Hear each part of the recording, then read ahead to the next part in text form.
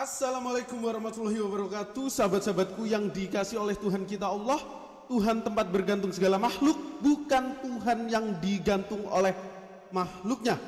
Oke, para sahabat, di kesempatan yang berbahagia ini saya akan mengulas logika Armando lagi, yang mana dia mengklaim bahwa dirinya itu sangatlah berlogika, sehingga apa yang dia sampaikan dan apa yang dia wartakan itu penuh dengan hal-hal yang logis. Nah, tajuk yang kita usung yakni tentang seberapa penting sih menghafal Al-Quran, yang mana kemarin di video sebelumnya saya juga sudah membahas percakapan antara dua munafikun Ade Armando dan Kumaila, bahwa menghafal Al-Quran itu tidak penting menurut perspektif mereka, dan mereka mewartakan ke banyak orang. Nah, itulah hak kita sebagai umat muslim yang lurus daripada jalan Allah, yang tentu membantah statement-statement dari kedua munafikun tersebut, para sahabat. Yang mana di kanal YouTube Cokro TV, Ade Armando membuat judul "Wahai MUI, menghafal Al-Quran itu tidak diperlukan di era digital ini". Logika Ade Armando yang tentu nanti kalian saksikan, dia sangat tidak berlogika, teman-teman.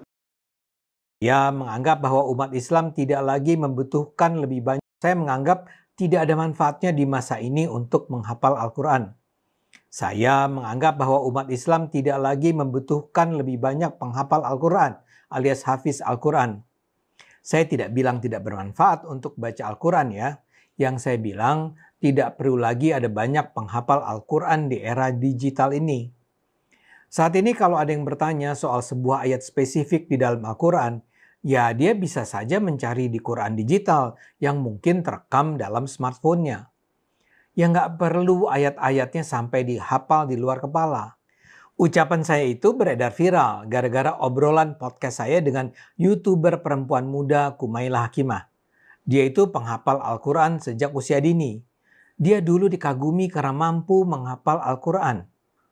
FYI, jumlah ayat Al-Quran itu lebih dari 6.200. Jadi saya sebenarnya kagum dengan orang yang bisa menghafal Al-Quran. Tapi saya mempertanyakan manfaatnya. Ternyata Kumaila ini juga punya pendapat yang sama. Dia bahkan bilang kalau sekarang ada orang-orang yang minta masukan dari dia tentang cara menghafal Al-Quran, dia akan bertanya balik, buat apa? Obrolan kami itu dipotong dan menyebar dengan cepat melalui beragam media sosial. Kritik terhadap saya pun segera berdatangan. Media misalnya mengutip komentar Ketua Majelis Ulama Indonesia bidang dakwah dan ukhuwah Kiai Haji Khalil Nafis.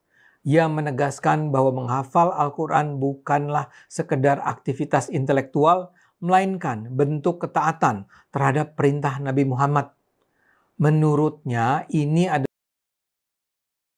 Ya betul, ya teman-teman, yang dikatakan oleh Kiai Haji Khalil Nafis bahwa menghafal Al-Quran itu merupakan salah satu perintah dari sekian banyak perintah yang umat Islam lakukan.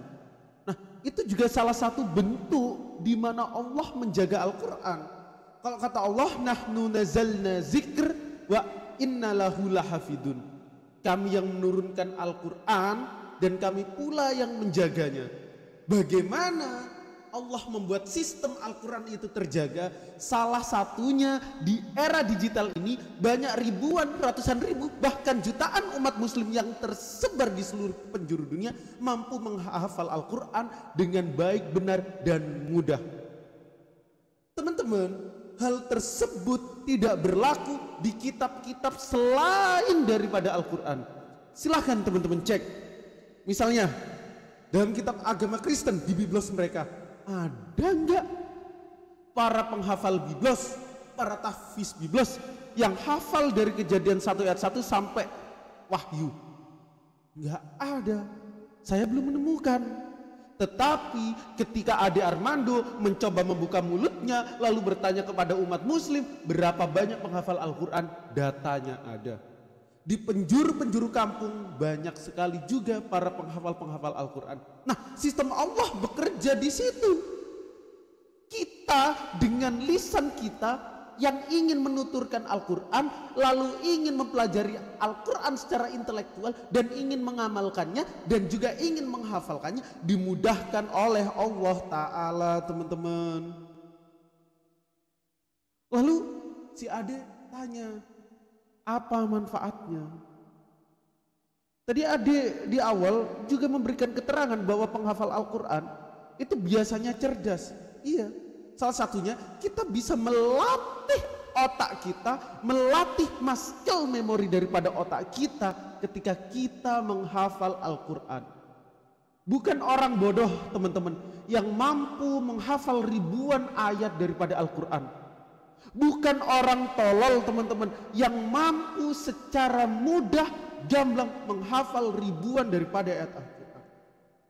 Nah, oleh karenanya hanya orang-orang terpilih cerdas yang mampu menghafal Al-Quran dengan baik dan benar. Otak dari situ terlatih, bagaimana ingatan itu terbentuk, orang tidak menjadi pikun dan tidak menjadi bodoh dan tolol yang seperti dikatakan Tuhan di Perjanjian Lama di dalam kitab Yeremia. Itu loh, masih tanya manfaatnya. Yang latih otak. Jadi gitu teman-teman, kita lanjutin dulu. Adalah perintah Nabi Muhammad yang bernilai pahala besar dan menjadi jaminan keselamatan di akhirat bagi para penghafalnya. Ia menambahkan bahwa menghafal Al-Quran adalah bukti nyata mukjizat kitab suci tersebut. Menurutnya pula, ya emang menghafal Al-Quran merupakan salah satu bentuk mukjizat daripada Al-Quran itu sendiri. Coba bantah statement Kiai Haji Cholil Nahfis itu. Begitu banyak ayat Al-Quran, kita para muslimun yang di jalan Allah, para muslim-muslim yang tidak munafikun seperti kalian berdua itu mampu. Oke, kita lanjut dulu, lucu ini. Kita kasih ketawa dulu ya teman-teman. walau Al-Quran punya begitu banyak ayat, Allah memudahkan umat Islam untuk menghafalnya. Ini menunjukkan keautentikan Al-Quran yang tetap terjaga sepanjang masa, kata Cholil. Dia bahkan bilang, mereka yang menghafal Al-Quran akan lebih mudah mempelajari dan memahami ajaran Islam secara komprehensif. Maaf ya, saya merasa ini jawaban yang berlebihan kalau tidak bisa disebut mengada-ada. Nabi Muhammad tidak pernah memerintahkan umat Islam untuk menghafalkan isi Al-Quran. Saya sebagai muslim tentu saja hafal sejumlah surat Al-Quran yang saya gunakan terutama ketika saya sholat. Munafikun ini lagi mengklaim dan memberikan bantahan kepada Ustadz Cholil. Jelas-jelas Nabi Muhammad suruh menjaga para sahabatnya, suruh menjaga Quran kepada para sahabatnya. Lalu gimana cara menjaga? Oleh karena itu sistem atau metode yang dilakukan, karena kalau kita berbicara dalam konteks Islam, Islam itu berkembang dengan konteks oral, konteks lisan, bukan dengan konteks tulisan. Ya, beda dengan kekristenan. Kalau kekristenan berkembang dengan konteks tulisan. Oleh karena itu ada studi yang namanya kritik teks. Nah, ketika Nabi Muhammad menyuruh para sahabat dan umat muslim untuk menjaga Al-Quran, lalu kita bertanya sistemnya seperti apa? Allah pun juga menegaskan nahnu nazzalna dzikr wa inna lahu lahafidun. Allah lah yang menurunkan Al-Quran dan Allah pula yang menjaganya. Dengan sistem seperti apa Al-Quran itu bekerja? Ingat sahabat, silahkan cek dimanapun Al-Quran, tuturan lisan, tuturan oral dari zaman sahabat Nabi, bahkan zaman Nabi sampai era yang disebut era digital ini tetap sama. Al-Fatihah bunyinya sama, Al-A'la bunyinya sama, Al-Ma'idah, Al-Baqarah, Al-Maryam, Al-Hijr semua bunyinya sama. Gak ada pernah ditemukan ketika Sahabat di zamannya Nabi menyebut Al-Fatihah seperti Bismillahirrahmanirrahim. Itu kan Al-Fatihah bahasa Ibrani. Gak mungkin nyebut gini, Bismi abawal ibni waruhul kudus al-ilahul wahid. Tetap pembuka daripada Al-Fatihah dari zaman Nabi Bismillahirrahmanirrahim. Di era digital sekarang seperti apa Ade Armando? Tetap Bismillahirrahmanirrahim. Tidak ada perbedaannya. Karena itu Islam berkembang dengan tradisi oral. Itu sistem atau metode kita bagaimana kita diperintahkan oleh Nabi menjaga Al-Quran.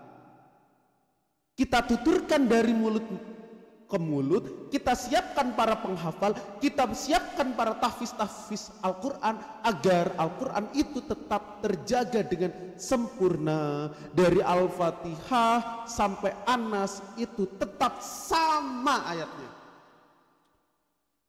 Silahkan cek. Semisal di surat Maryam zaman Nabi, ayatnya tetap kaf ya ain shad. Sekarang juga sama kaf ya ain shad. Nggak mungkin di zaman Nabi surat Maryam bunyinya Toha, lalu sekarang tiba-tiba Nun wal qalami wa ma yasturun, nggak gitu. Nah, itulah metode yang kita gunakan teman-teman. Terus Ade Armando ngaku sholat, gini munafikun, mengabarkan sesuatu hal yang selalu dusta, tapi ngaku terutama ketika saya sholat. Geram gua. Yuk kita lanjut.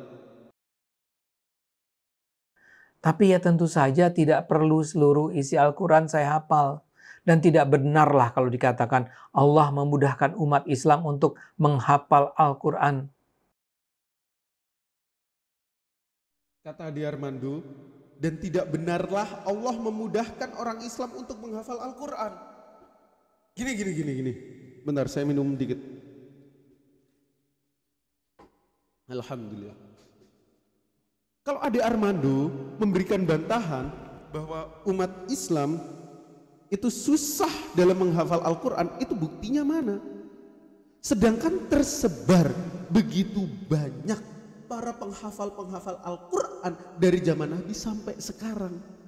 Dan itu membuktikan bahwa Allah memudahkan para penghafal-penghafal Al-Quran untuk melakukan aktivitas yang sangat bermanfaat, yakni menghafal Al-Quran. Kecuali Ade Armando menggunakan data pembanding dari miliaran umat Islam yang tersebar di seluruh penjuru dunia ini, hanya ada 3 penghafal Al-Quran.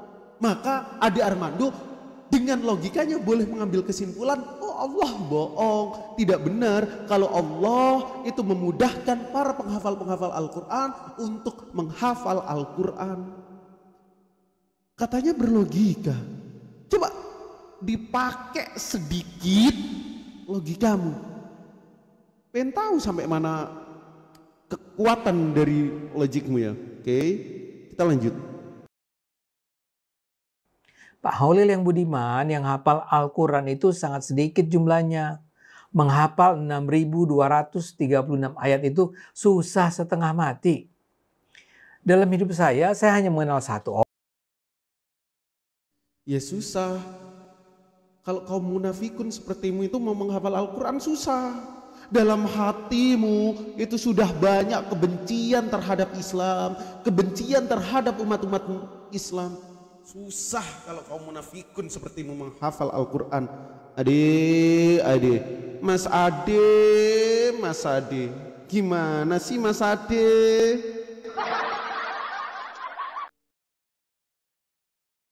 Orang yang bisa hafal 6.236 ayat Al-Quran yaitu Kumaila. Dan dia pun sekarang katanya dia hanya mengenal satu orang menghafal Al-Quran yang mampu menghafal 6.000 ayat sekian, yaitu Kumaila. Astagfirullah. Dua munafikun ini saling bahu-membahu ya untuk menyerang Islam. Saya selama ini hanya mengenal satu penghafal Al-Quran, yaitu Kumailah. Bro, mainmu kurang jauh bro. Lu sih di Blok M mulu. Coba main, coba cek pondok pesantren itu. Berapa ribuan pondok pesantren yang tersebar di Indonesia. Lalu ratusan santri yang menghafal Al-Quran, coba hitung. Coba you tes. Bahkan kalau you lihat, setiap Ustadz Adi Hidayah berceramah dimanapun, Ustadz Adi selalu mengetes. Ada yang bisa surat ini, hadiahnya umroh. Gak sedikit berbondong-bondong rebutan untuk menjawab pertanyaan Ustadz Adi di luar kepala. Karena Ustadz Adi mencoba mengetes hafalan Al-Quran Muslim yang tersebar di seluruh Nusantara ini. Ya lo mainnya sama orang munafikun, pantas lo hanya nemuin itu satu doang. Dan saya rasa gak mungkin Kumailah hafal. Saya bisa adu hafalan sama dia ya.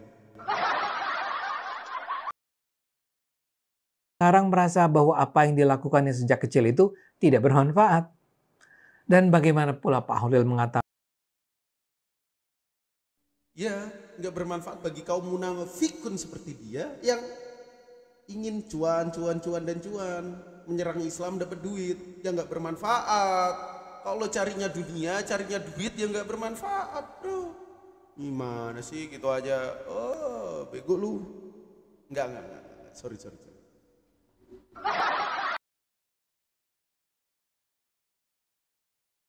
mereka yang menghafal Al-Quran akan lebih mudah mempelajari dan memahami ajaran Islam secara komprehensif.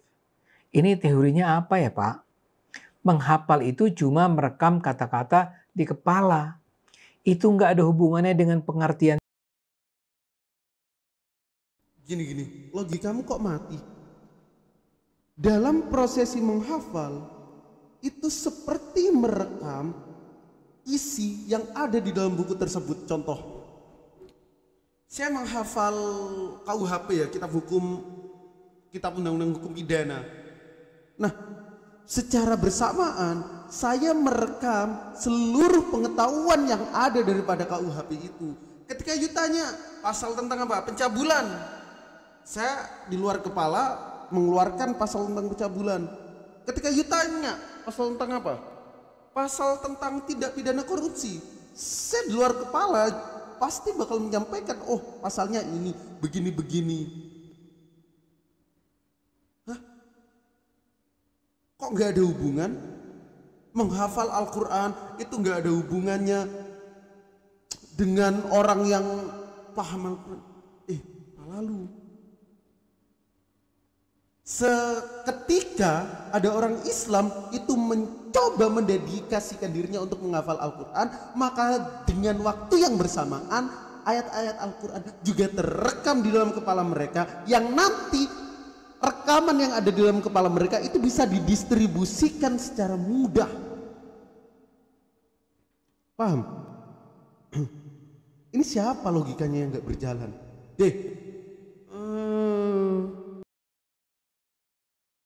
Pemahaman saya, keyakinan saya tentang ayat-ayat tersebut. Mereka yang belajar di perguruan tinggi Islam dan memperoleh gelar doktor, profesor, dan menjadi pengajar di sana, apa mereka hafal Al-Quran? Dijamin mayoritas tidak hafal. Kenapa you nggak bilang dijamin semuanya nggak hafal? Kok malah mayoritas? Berarti ada sebagian. Di situ logikamu sudah runtuh. Walaupun sebagian dari mereka itu tidak sedikit. Logiknya gini, orang yang masuk perguruan tinggi belajar tentang sekolah daripada Islam pasti ditugaskan oleh pengajarnya untuk memahami ayat-ayat daripada Al-Quran tersebut. Untuk memahami butuh yang namanya muscle memory, butuh memori otak. Nah, bagaimana memori otak itu diraih? Dengan kita membaca dan menghafal. Maka ayat-ayat Al-Quran itu terekam secara gamblang di dalam otak kita. Lalu secara mudah ketika bertanya tentang suatu ayat, rekaman Al-Quran yang ada daripada otak kita itu mampu terdistribusikan gitu loh. Kata siapa? Orang yang belajarnya S1 tentang Islam S2 tentang Islam yang mengambil doktoral Islam nggak menghafal Al-Quran? Itu kan kata lu. Kata lu yang ngaku sebagai manusia berlogika. Ya Bro Ade? Jadi tidak ada hubungan antara menghafal dan memahami. Saya Muslim, tentu saja saya mencintai Al-Quran. Tapi menurut saya, menghafal Al-Quran adalah sebuah tradisi yang barangkali memang penting di masa awal Islam, tapi tidak lagi sekarang. Maksud saya begini.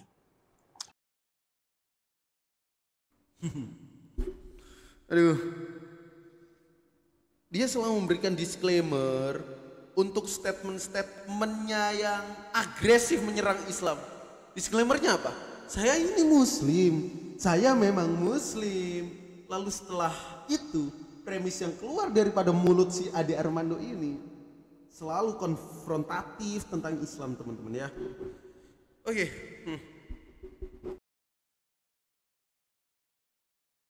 Hafiz atau penghafal Al-Quran lahir dalam konteks masyarakat yang perkembangan teknologinya masih terbatas. Ayat-ayat Al-Quran turun kepada Nabi Muhammad 14 abad yang lalu. Ayat-ayat Allah itu tidak langsung disampaikan kepada Nabi Muhammad. Ayat disampaikan dulu kepada malaikat Jibril, Jibril kemudian menyampaikannya kepada Nabi Muhammad. Diturunkannya tidak sekaligus satu buku. Diturunkannya secara bertahap. Misalnya hari ini diturunkan 5 ayat, minggu depan sekian ayat, bulan depan lagi sekian ayat, dan seterusnya sampai 22 tahun. Dan kabarnya Nabi Muhammad ini buta huruf. Dia tidak bisa baca dan tidak bisa tulis.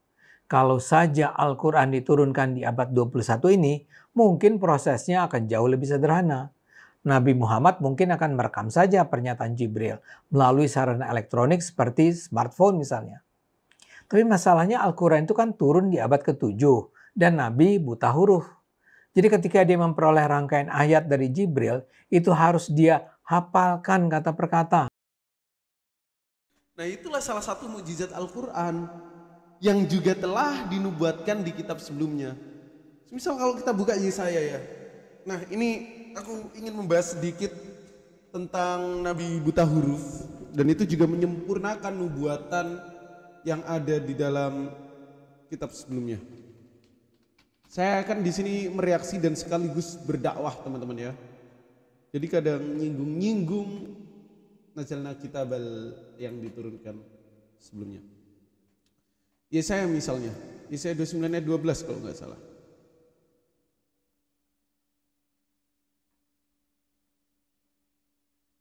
Oh iya benar. Apa di sini kata nubuatan tersebut? Dan apabila kitab itu diberikan kepada seorang yang tidak dapat membaca dengan mengatakan, baiklah baca ini, maka ia akan menjawab, aku tidak dapat membaca.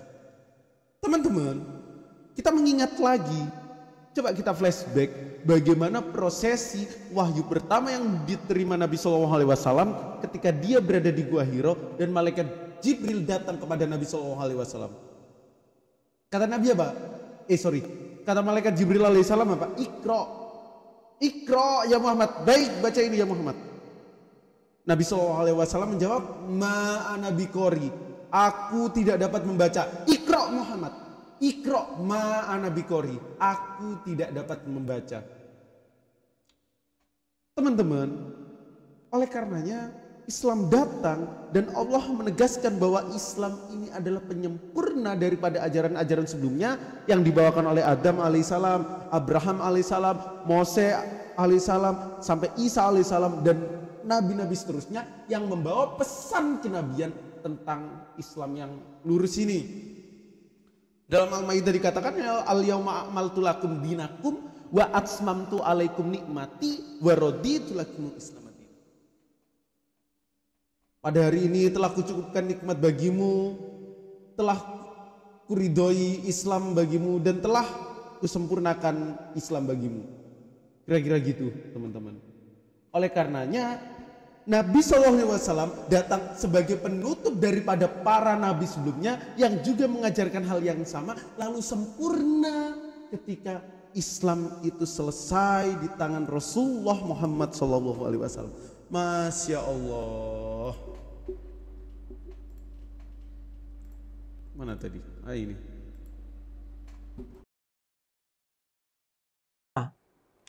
Sesudah menerima ayat-ayat itu, Nabi Muhammad akan menemui sahabat-sahabatnya. Kepada mereka dia sampaikan kabar bahwa dia baru saja mendapat ayat-ayat baru. Ayat-ayat Allah yang dibawa Nabi itu kemudian disalin seadanya di berbagai medium darurat yang ada. Misalnya di kulit binatang, di daun, di batu, di batang kayu, dan sebagainya. Selain itu ada pula orang-orang yang dipilih menjadi penghafal ayat-ayat Al-Quran yang bisa jadi juga buta huruf. Mereka inilah yang disebut sebagai hafiz Al-Quran. Para penghafal Quran kemudian menyampaikannya pada teman-temannya yang lain sehingga semakin banyak penghafal Al-Quran. Dalam proses penyebaran Islam ke berbagai wilayah lain di luar Mekah dan Madinah, hafiz berperan penting sebagai orang-orang yang bisa dijadikan sumber referensi tentang ayat Al-Quran. Ade ini masih belum paham bahwa dalam konteks Islam itu dia berkembang dengan tradisi yang namanya tradisi lisan. Tradisi oral, bukan tradisi tulisan. Beda ya sama agama-agama sebelumnya. Contoh Biblos kan berkembang dengan tradisi tulisan. Oleh karena itu banyak ribuan salinan. Bahkan salinan satu dengan salinan lainnya itu berbeda. Ini statement saya bisa dipertanggungjawabkan. Oleh karenanya, kenapa Allah Subhanahu wa Ta'ala itu membentuk sistematika bahwa tradisi daripada Islam ini adalah tradisi oral daripada mulut ke mulut. Karena apa? Ketika Al-Quran ini turun dan ketika para muslim yang mendedikasikan dirinya menghafal Al-Quran itu dimudahkan oleh Allah, lalu disampaikannya kepada temannya, disampaikannya kepada temannya, disampaikannya kepada temannya, temannya nyampaikannya ke bin fulan, fulan nyampaikannya ke fulan, fulan dan fulan-fulan yang lain sampai sekarang itu tetap sama. Dari awal bacaannya Al-Fatihah tetap Bismillahirrahmanirrahim, Alhamdulillahirrabbilalamin, sampai sekarang runut. Ada tali yang tidak terputus di situ. Tetap Bismillahirrahmanirrahim, Alhamdulillahirabbilalamin, Ar-Rahmanirrahim.